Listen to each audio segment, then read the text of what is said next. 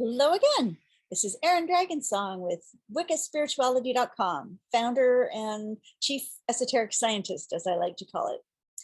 I'm going to bring to you the little bit of a video that went over time in the last video, how to actually use affirmations so that they do what they're supposed to do.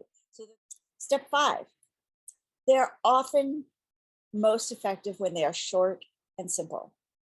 And I have to say that I'm very bad at this, being a kind of a verbose person. But if you say something like, this is your affirmation, I am happy and all my dreams come true and I live in grateful abundance and harmony in a world overflowing with grateful abundance and harmony for all beings forever.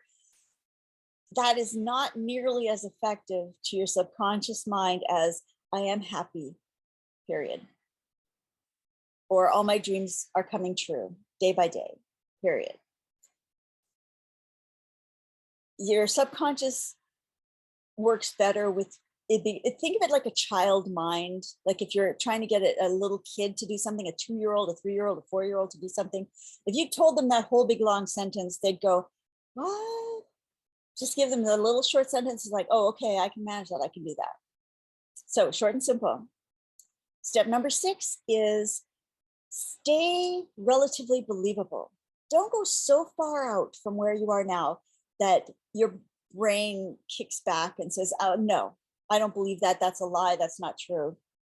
You can actually do that. There's a story of Napoleon Hill where Andrew Carnegie told him to tell himself the affirmation. This is part of his job, was to tell himself the affirmation every day, that essentially he was going to be richer than Andrew Carnegie, who was at that time the richest man in the world.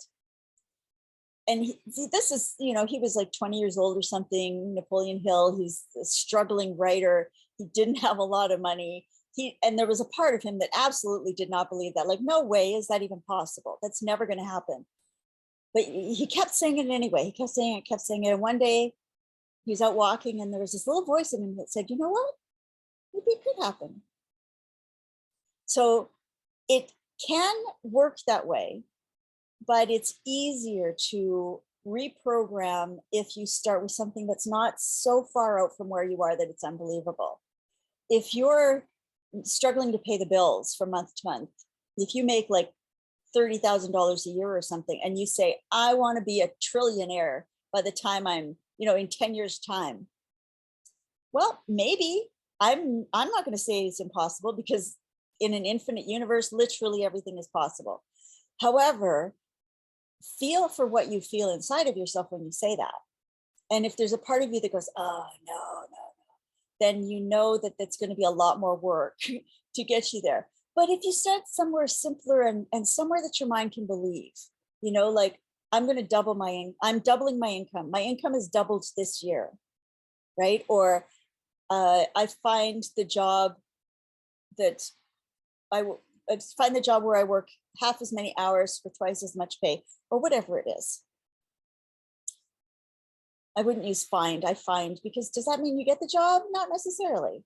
We want to be specific and not vague, right? So the idea is, if you have a lot of kickback in yourself against it, it's just that much harder to work through. And I think it's often more effective to just start with littler steps and kind of take them in a sequence. And as you get to one level, you can go, oh, okay, well, now I can believe in another level, right? So keep it relatively believable.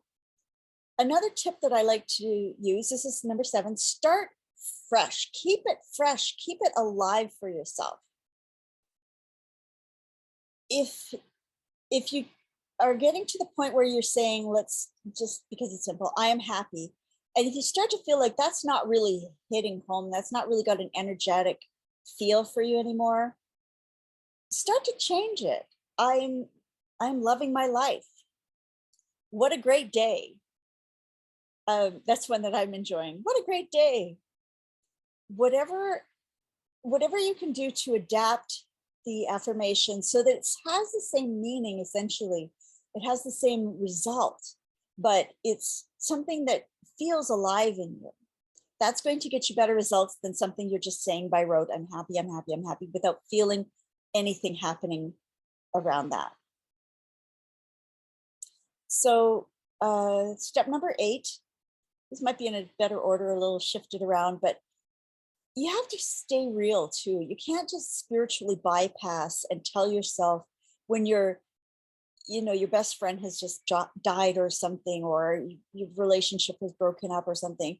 You can't just go around telling yourself, I'm happy, I'm happy, I'm happy, life is good. I mean, you can, if you can believe that, but you also need to process the reality of where you are. You don't want to stay stuck in it. You don't just want to feed this misery, right? You want to process it however way, that's a whole nother topic. But no spiritual bypassing, because if you are just stuffing down and ignoring things that you don't want to face, where are they stuffed down? They're only in your subconscious. What happens from your subconscious? It starts to create your reality. So don't kid yourself.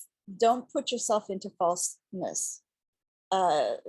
Just stretch for what's a better truth, but also deal with what is real for you.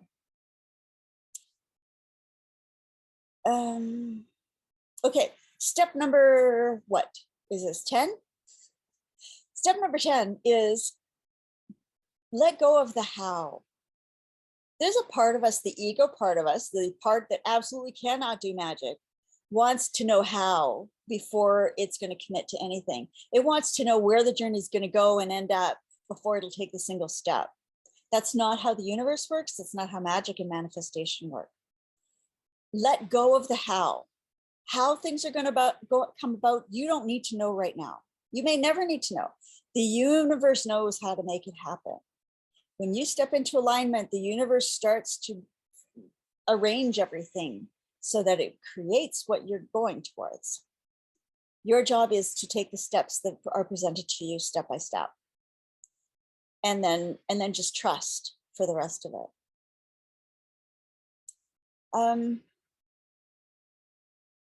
I think that's all for this part of it. There are ways to sort of supercharge your affirmations, and I will save that for another video because this is getting too long. So again, you can check this out on my website. I'll put the link on the bottom, I guess, or in the notes below. I would love to hear from you. Please share, comment, chat. The more you do this, the more it spreads the word, and this information goes out to the world, which is only good, because the more people who are manifesting this way, the better a world we create for everyone. It's never a matter of, oh, well, I don't want them to get it because then I won't get it. That's a whole other issue, but it doesn't work that way. The more one person has, the more the universe creates for everyone. So yeah, also check out my Elevation email list. Lots of wonderful love and support and tips and techniques and guidance and all kinds of great stuff in there. And I will see you again soon. Take care. Bye-bye.